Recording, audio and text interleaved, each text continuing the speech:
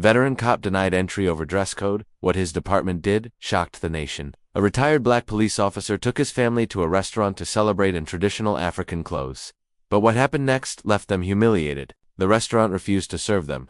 What his former police department did afterward shocked the entire nation. Stick around, and don't forget to like, subscribe, and hit that bell icon because you won't believe how this story ends. It was a sunny Saturday afternoon in Atlanta. Retired Officer Jeremiah Cole, a 62-year-old black man with over 30 years of honorable service in law enforcement, was dressed in his vibrant West African igbada, a traditional robe he had brought back from a cultural trip to Ghana. Today was special. His daughter had just graduated from law school, and the entire family was coming together to celebrate Jeremiah. Along with his wife Ruth, daughter Amara, soon-in-law Marcus, and 2 grandkids, arrived at Maison Blanc, a trendy, upscale restaurant known for its gourmet Southern fusion cuisine.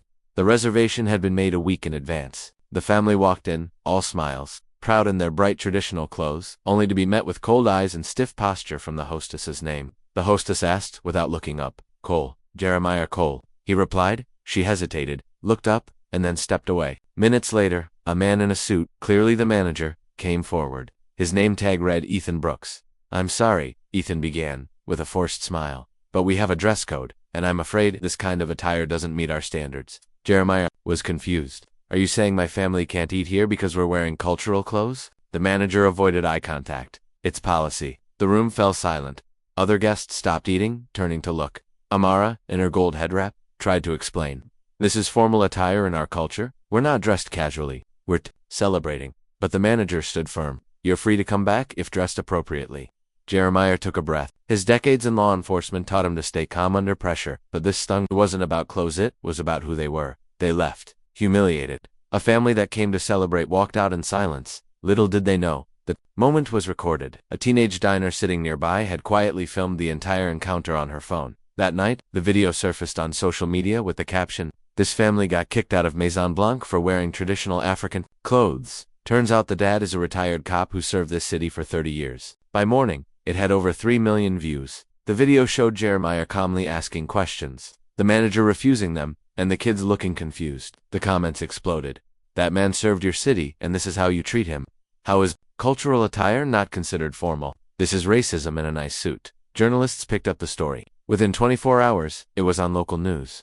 By day 2, national headlines read, "Veteran cop denied service while in cultural dress, cites dress code." Maison Blanc's social media pages were flooded with 1-star reviews, angry messages, and calls for boycotts. But the real turning point came when the Atlanta Police Department released an official statement. To everyone's shock, the statement praised Jeremiah for his service, condemned the incident as an insult to the values of diversity and dignity, and announced an upcoming event in honor of RET. Officer Jeremiah Cole's contributions. "We will be holding a cultural unity dinner at City Hall with traditional African dress encouraged." The community exploded in support. Black officers across the nation shared photos in traditional wear, using the hashtag Honor Our Culture. Even the chief of police, a white woman named Deborah Langley, showed up on national television, wearing a kente cloth scarf, stating, "Cultural attire is never inappropriate. It is a sign of heritage, pride, and strength." As the backlash intensified, Maison Blanc released a short statement. "We sincerely regret the misunderstanding. Our policies are not meant to offend." But the public wasn't buying it. Protesters stood outside the restaurant with signs that read, "Traditional is not unprofessional, culture is not a costume. It's respect. You messed with the wrong retired cop." Things only got worse when former employees came forward anonymously, revealing a pattern of bias. They would seat white patrons in sneakers but turn away black customers in dress shirts if they didn't fit the aesthetic. The city council opened a civil rights inquiry into the restaurant's practices. The manager, Ethan Brooks, was suspended, and the owners were forced to go on record, facing legal and financial consequences. Maison Blanc closed temporarily and issued a full public apology, but the damage was done.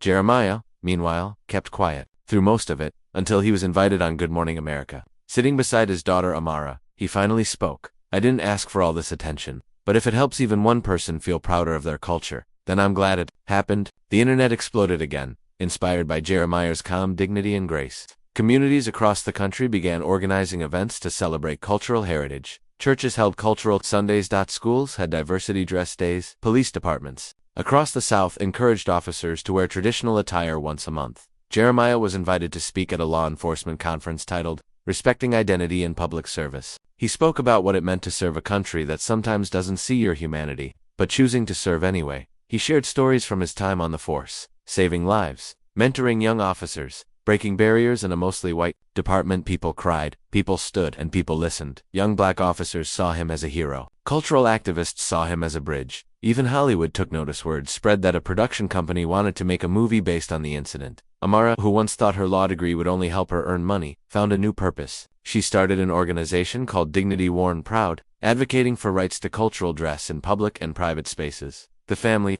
once humiliated at a restaurant door, had become a symbol of unity and change. 1 year later, Jeremiah sat on his porch with Ruth, sipping sweet tea. Life had slowed again, but it was forever changed. He had met the president. His story was now part of a college textbook on race and dignity. The restaurant reopened under new management with a new policy: all cultural attire welcome. Ruth smiled and said, "You never raised your voice that day, you couldn't."